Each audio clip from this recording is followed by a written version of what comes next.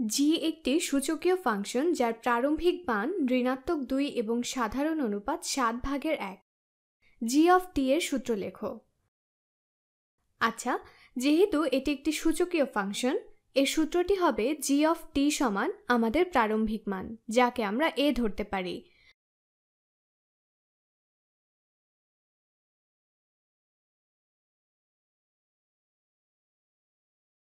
গুণ আমাদের সাধারণ অনুপাত, যাকে আমরা আর ধরতে পারি, এর সূচক টি।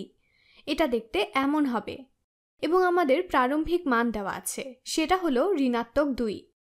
তাহলে এটা হবে ঋণাত্মক 2 এবং আমরা জানি সাধারণ অনুপাত হলো 7/1। তাহলে এটি হবে 7/1। আমি এটা আরেকটু পরিষ্কার করে লিখি।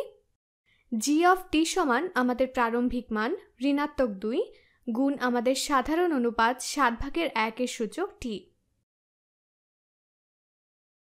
আশা করি তুমি বুঝতে পারছো। প্রারম্ভিক মান হলো এখানের এই সংখ্যাটি। যদি এটা সমান 0 হয় তাহলে 7/1 এর সূচক 0 সমান হলো 1।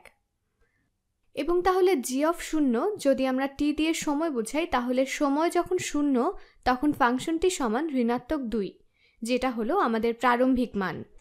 তারপর প্রতিবার টিকে 1 করে বাড়ানো হলে আমরা একে 7/1 দিয়ে গুণ করে দেব।